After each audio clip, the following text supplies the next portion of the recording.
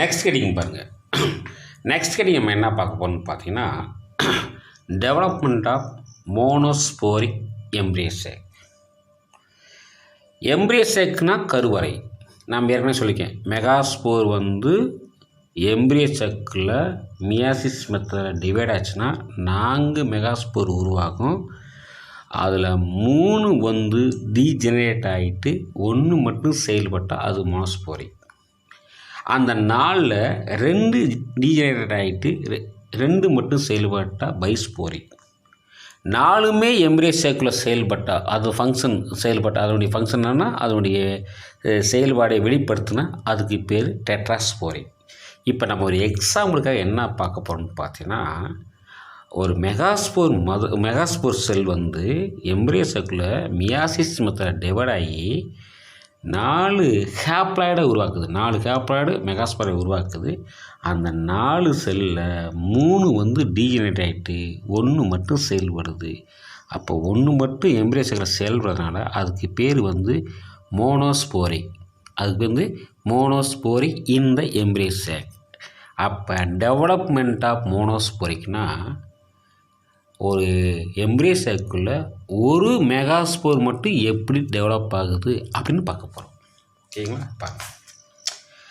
To describe the stamen embryo sac development of and organisation simplest monosporic the type of development given flow. அவன் என்ன சொல்கிறான்னு பார்த்தீங்கன்னா, இதில் வந்து நம்ம எதை பற்றி படிக்க போகிறோம்னு பார்த்த ஸ்டேஜில் எம்ப்ரியோசேக்கில் வந்து ஒரு மெகாஸ்போர் மட்டும் டெவலப் ஆகிறத பற்றி நம்ம இதில் ஃபுல்லாக பார்க்க போகிறோம் சொல்கிறோம். ஓகேங்களா? டியர் ஸ்டூடெண்ட்ஸ், அப்படி பாருங்கள். இந்த functional megaspore is first cell of the embryo sac. இப்போ என்ன அப்படின்னா, மெகாஸ்போர் தான் எம்ப்ரியோசேக்னு சொல்லக்கூடிய கருவறையின் முதல் செல். அதனுடைய செயல்பாடை பற்றி பார்க்கலாம். அதாவது functional megaspore is the first cell of embryo sac or female gametophyte. எம்ப்ரியோசேக்னா கருவறை, ஃபீமேல் கேமிட்டோபைட்னா கருவறை தான். அப்போ எம்ப்ரியோசேக்லேயோ அல்லது ஃபீமேல் கேமிட்டோபைட்டுக்கோ உள்ளே இருக்கக்கூடிய ஒரு மெகாஸ்போருடைய ஃபங்க்ஷனை பற்றி பார்க்க போகிறோம். இப்போ பாருங்கள்.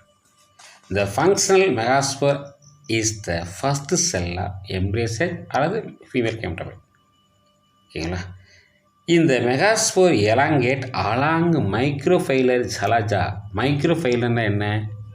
அந்த நம்ம ஸ்ட்ரக்சர் ஓவியல் பார்த்தோமா, அந்த ஓவியலில் வந்து மைக்ரோஃபைலர்னா நுழைவாயில் பார்த்தோமா, அந்த நுழைவாயிலுக்கும் அதே நேரத்தில் அந்த ஓவியோட அடிப்பகுதி சலஜா இருக்குவாங்க, சலஜா சொல்லக்கூடிய எண்டு, அந்த ரெண்டுக்கு இடைப்பட்ட கேப்புக்குள்ளே தான் என்ன இருக்குன்னா எம்ப்ரியோசேக் இருக்குது. அப்போ இந்த எம்ப்ரியோசேக் வந்து அந்தளவுக்கு நீச்சி அடையுமா? எப்படி அப்படின்னா ஒரு டயக்ராம் பாருங்கள். எப்படி நீச்சி அடையும்னு பார்த்தீங்கன்னா, இப்போ பாருங்கள். இந்த மாதிரி நம்ம ஸ்ட்ரக்சர் ஆஃப் ஓவியல் பார்த்தோம்.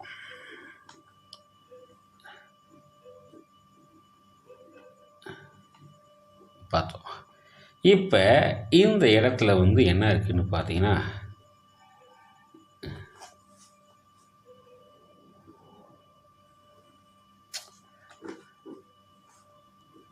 இந்த மாதிரி இங்கே வந்து பார்த்தீங்கன்னா இந்த இடத்துல இருக்கக்கூடிய எம்ப்ரியோசேக் இது வந்து மைக்ரோஃபைல். இது வந்து என்னது? மைக்ரோஃபைல். இங்கே வந்து சலஜா இருக்குது, சலசா. இதுதான் எம்ப்ரியோசேக். இதான் என்னது? எம்ப்ரியோசேக். இது இந்த சலஜாவுக்கும் இந்த மைக்ரோஃபைலுக்கும் இடையில் இது எம்ப்ரியோசேக் ஆகும். இது அந்தளவுக்கு நீச்சி அடையுமா பெருசாக, இதே சைஸில் வந்து பெருசாக இறங்கிட்டாங்க. இதுக்குள்ளே தான் என்ன இருக்குன்னா மெகாஸ்போர். இதுக்குள்ளே என்ன இருக்குது? மெகாஸ்போர். எம்ப்ரியோசேக்குள்ள ஒரு மெகாஸ்போர் இருக்குது. அப்போ ஒன்று இருக்கிறனால அதுக்கு பேர் மோனோஸ்போரி. அது எப்படி எலாங்கேட் ஆகுதுன்னு பார்க்க போகிறோம். இல்லைங்களா? அதான் சொல்கிறேன்.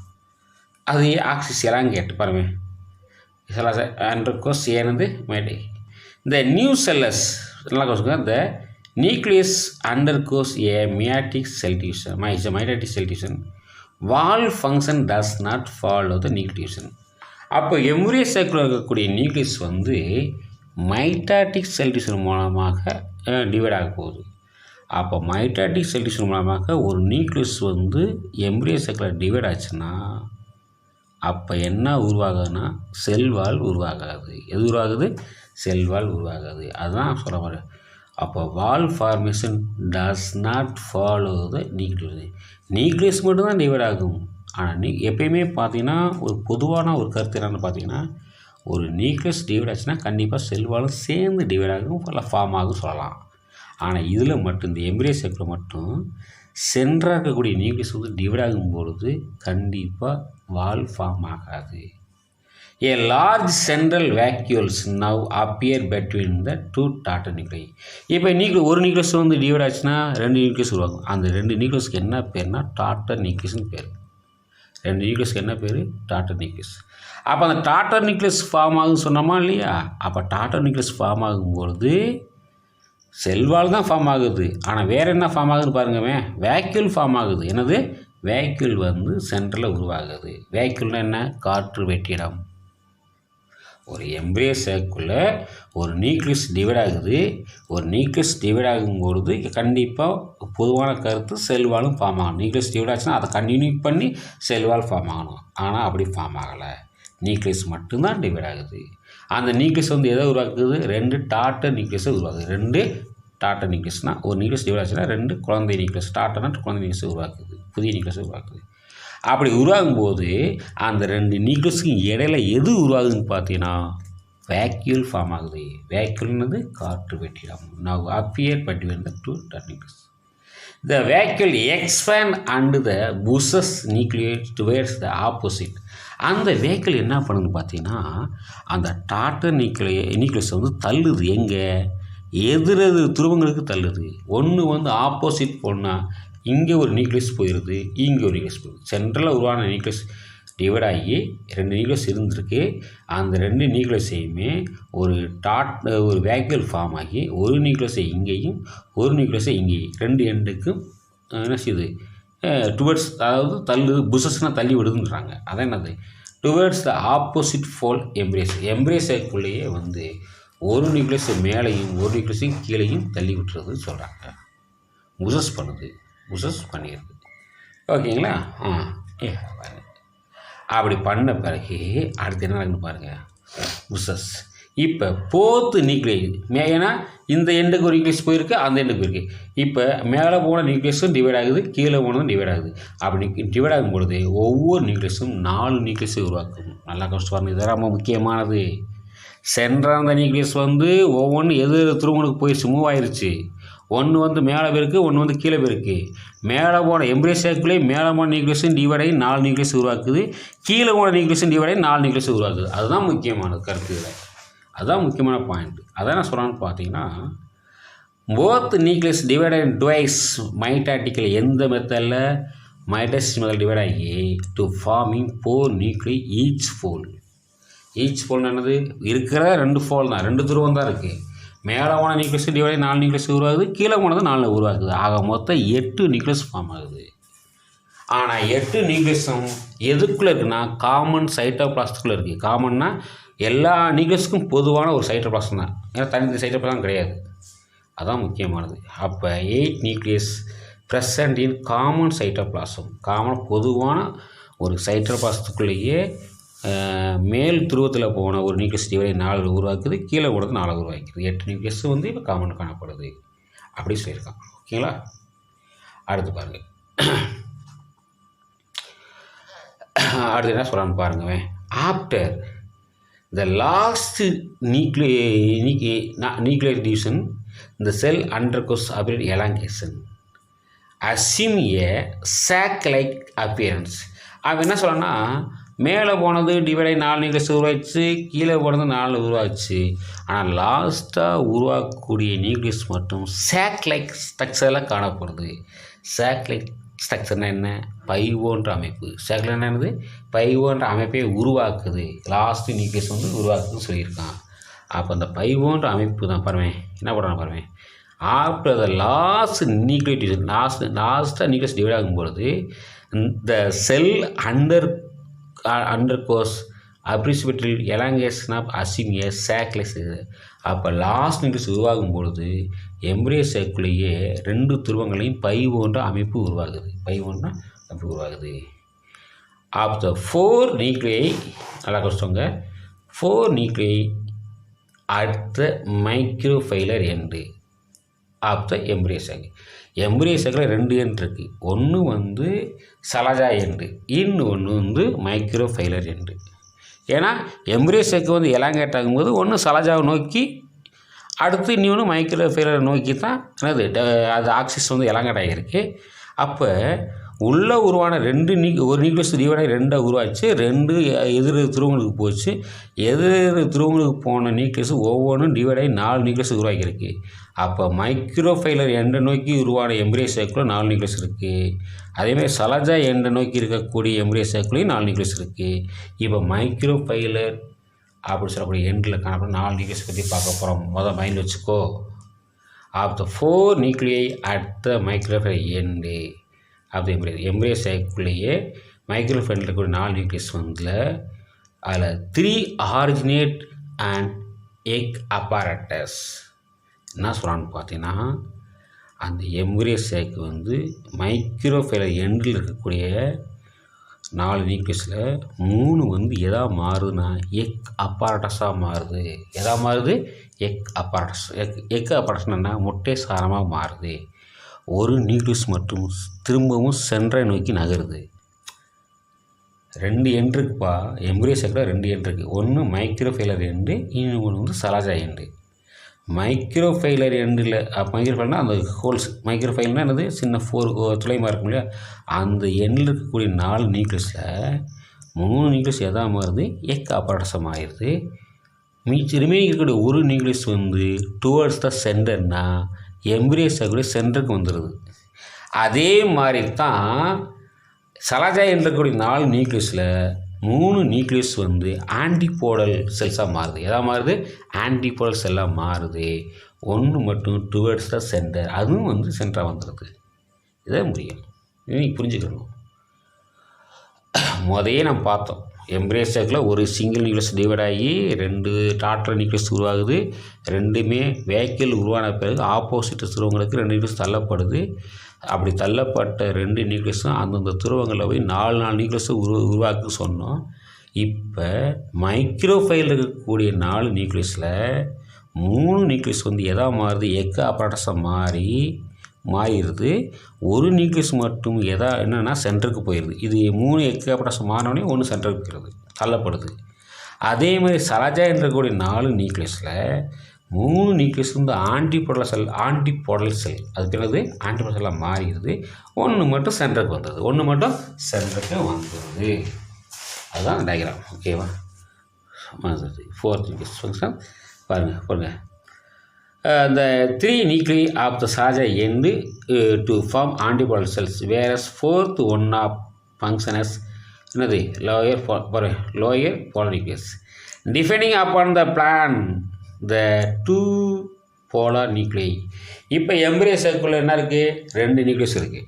எப்படின்னா 2மே அந்தந்த எதிர் துருவங்கள்லேருந்து சென்டருக்கு வந்திருக்கு. ஏன்னா 4 நாள் 8 இருந்துச்சு.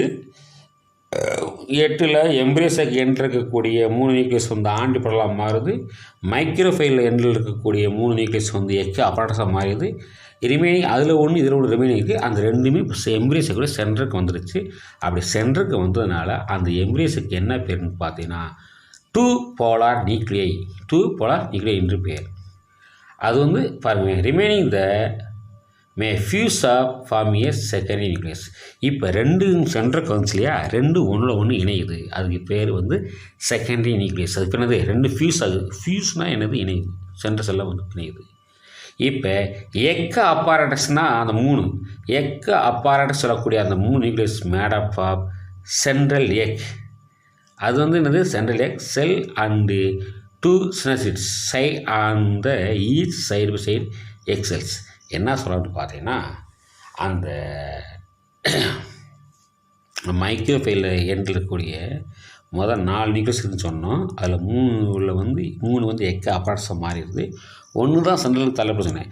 அந்த 3 எக்க அப்பாரட்டஸாக மாறிச்சா இல்லையா, அந்த எக்கோ அப்பாரட்டஸ்க்கு சைடில் வந்து என்ன காணப்படுதுன்னு பார்த்தீங்கன்னா சினர்சிட்ஸ்ன்னு சொல்லக்கூடிய ஒரு செல் உருவாகுது. சினர்சிட்ஸ் அந்த செல் உருவாகி என்ன பண்ணுன்னு பார்த்தீங்கன்னா ஹீமோட்ராபிக் சப்ஸ்டன்ஸை உருவாக்குது. ஹீமோட்ராபிக் சப்ஸ்டன்ஸை ப்ரொடியூஸ் பண்ணுது. ஹீமோட்ராபிக் சப்ஸ்டன்ஸ்னால் என்னன்னு பார்த்தீங்கன்னா அது ஒரு வந்து வேதிப்பொருள். அது வந்து என்னது ஒரு வேதிப்பொருளை உருவாக்குது. எது எக்கு அப்பாரட்டஸ் சொல்லக்கூடிய அந்த 3 நியூக்ளியஸ் உருவாக்கி எங்கே இருக்குது மைக்ரோஃபைல் எண்டில் இருக்கக்கூடிய 4 நியூக்ளியஸில் ஒன்று தான் சென்டருக்கு போகுது. மற்ற 3மே எதாக மாறுது எக்கு அப்பாரட்டஸ் மாதிரி இருக்குது. அந்த எக்கு அப்பாரட்டஸ் சைடில் 2 சைட்லேயுமே எது உருவாகுது சினர்சிட்ஸ் உருவாகுது. அந்த சினர்சிட்ஸ் சொல்லக்கூடிய செல்ஸ் இது எதை ப்ரொடியூஸ் பண்ணுதுன்னா ஹீமோட்ராபிக் சப்ஸ்டன்ஸ் ப்ரொடியூஸ் பண்ணுது. அந்த ஹீமோட்ராபிக் சப்ஸ்டன்ஸ் என்னென்னு பார்த்தீங்கன்னா ஒரு வேதிப்பொருள். எதுக்காக அதை உற்பத்தி பண்ணுறதுன்னா போலன் கிரெயினை அட்ராக்ட் பண்ணுவதற்காக அது பண்ணுது. அட்ராக்ட் பண்ணால் தானே பாலினேஷன் நடக்கும். அதுக்காக அது உருவாக்குது. அடுத்து பாருங்கள் that help to attract the pollen tube. சரிங்களா? அது வந்து என்ன பண்ணுதுன்னா அந்த சைடில் இருக்கக்கூடிய சினர்சிட்ஸ் வந்து ஒரு ஹீமோட்ராபிக் சொல்லக்கூடிய ஒரு பொருளை சப்ஸ்டன்ஸ் உருவாக்குறதுனால அது போலன் கிரெயினை அட்ராக்ட் பண்ணி அந்த போலன் கிரெயின் மூலமாக என்ன உருவாகுது போலன் டியூப் ஃபார்ம் ஆகுது. இந்த பாருங்கள் இந்த cellular thickening called filiform apparatus synergids help in the absorption. இது வந்து ஃபிலிஃபார்ம் நல்லா கவனிச்சுக்கோங்க. இது வந்து cellular thickening called filiform apparatus synergids அது உருவாக்குதுன்னு சொல்கிறாங்க. உருவாக்குது. அடுத்து பாருங்கள். அடுத்து என்ன பண்ணுறாங்கன்னா அந்த contact nucleons form the new cells embryo sac egg also called pollen tube into the egg. அந்த போலன் டியூப் எங்கே வரைக்கும் எலாங்கேட் ஆகுது இல்லை ஃபார்ம் ஆகுதுன்னு பார்த்தீங்கன்னா எக்கு எங்கே இருக்கோ அந்த எம்ப்ரேஸுக்குள்ளே எக்குன்னு சொல்லக்கூடிய ஒரு பொருள் எங்கே இருக்கோ அதை நோக்கி அந்த போலன் டியூப்பை உருவாக்கும். எது அந்த எக் அப்பாரட்டஸ் சொல்லக்கூடிய 3 நியூக்ளியஸ் அது சைடில் இருக்கக்கூடிய சினர்சிட்ஸ் எல்லாம் சேர்ந்து ஒரு ஹீமோட்ராபிக் சப்ஸ்டன்ஸை ப்ரொடியூஸ் பண்ணி போலன் கிரெயின்ஸை அட்ராக்ட் பண்ணி அதை இழுத்து அந்த போலன் கிரெயின்ஸ் டிவைட் ஆகி அதில் 2 செல் ஃபார்ம் ஆகும். ஒரு செல் வந்து ஜெனரேட்டிவ், இன்னொன்று வந்து வெஜிடேட்டிவ் ஃபார்ம் ஆகும். அந்த வெஜிடேட்டிவ் செல் வந்து எதை உருவாக்குதுன்னு பார்த்தீங்கன்னா போலன் டியூப்பை உருவாக்குது. எங்கே வரைக்கும் உருவாக்குது எக்கு எங்கே இருக்கோ அது வரைக்கும் அந்த போலன் டியூப்பை நீச்சலை செய்யுது. அதுதான் முக்கியம். ஓகே உருவாக்குதுன்னு சொல்கிறான். அடுத்து என்ன சொல்ல வரான்னு பார்த்தீங்கன்னா த ஆல்சோ கேலஸ் போலன் எக்குன்னு சொல்லிட்டு the 7 celled with 8 nuclei embryo sac is formed. இப்போ என்ன உருவாக்குன்னு பார்த்தீங்கன்னா 7 செல்டு அதனால் கவனிச்சுக்கோங்க 7 செல்டு வித் 8 நியூக்ளியை எம்ப்ரேஸ் ஆகி. இதில் வந்து 8 நியூக்ளியஸ் இருக்குது, 7 செல் இருக்குது, 8 நியூக்ளியஸ் காணப்படுது ஃபார்முடு. இந்த structure of embrace given figure கீழே பார்க்கலாம். அதாவது இதனுடைய படத்தை பாருங்கள் சொல்லியிருக்கான். இதில் வந்து பார்த்தீங்கன்னா 7 செல் காணப்படுது, 8 நியூக்ளியை காணப்படுன்னு சொல்லியிருக்கான். இதை பற்றி நம்ம தெளிவாக ஏற்கனவே பார்த்துருக்கோம். இனி தெரிஞ்சுக்கணும். இந்த கொஸ்டின் 2 கொஸ்டினையும் படிச்சுக்கோங்க. எது பார்த்த மெகாஸ்போர், ரெண்டாவது பார்த்தது வந்து பார்த்தீங்கன்னா embryo sac act development of monospore embryo sac. இது ரெண்டுமே 5 மார்க் கொஸ்டின். இந்த டயக்ராம் வந்து 3 மார்க், இந்த டயக்ராம் மட்டும் 3 மார்க் கொஸ்டின். டயக்ராம் போட்டு அந்த ஸ்பாட்ஸ் குறிச்சா அப்படின்னா இதை வந்து நம்ம தெளிவாக கிளாஸ் பார்த்தீங்கன்னா இதுக்கு முன்னால் இங்கே பார்த்துருப்போம். இங்கே வந்து நியூக்ளியஸ் இருக்கும். அந்த நியூக்ளியஸ் ஒரு நியூக்ளியஸ் டிவைட் ஆகும், 2 நியூக்ளியஸ் உருவாகும். 2ல் ஒரு நியூக்ளியஸ் இந்த எண்டுக்கு, ஒரு நியூக்ளியஸ் அந்த எண்டுக்கும் போகும். அப்படி போன பிறகு இந்த எண்டுக்கு போன நியூக்ளியஸ் வந்து 4 நியூக்ளியஸ் உருவாக்கும். இங்கே போனது 4 நியூக்ளியஸ் உருவாக்கும். இங்கே போன 4 நியூக்ளியஸ் வந்து 4ல் வந்து ஒன்று மட்டும்தான் சென்டருக்கு வரும், மற்ற 3 எக்கு அப்ராக்சம் ஆகிரும். இங்கே இருக்கக்கூடிய 4ல் வந்து 1 தான் சென்டருக்கு வரும், மற்றது 3 ஆன்டிப்ளஸ் எல்லாம் மாறும். இப்போ இங்கேயும் 3 வந்து எக்கு அப்ராக்சம் மாறிடுது, இங்கே 3 வந்து ஆண்டு போடலாம் மாறிடுது. அப்போ 6 போயிருச்சு. இங்கேருந்து 1 சென்டருக்கு வந்திருக்கு, இங்கேருந்து 1 சென்டருக்கு, அப்போ 2 வந்து தான் சென்டர். இப்போ இங்கேருந்து ரொம்ப 2 நியூக்ளியஸ் இருக்குது, அது 2 ஒன்றா மாறுது, ஒரு நியூக்ளியஸாக மாறும்.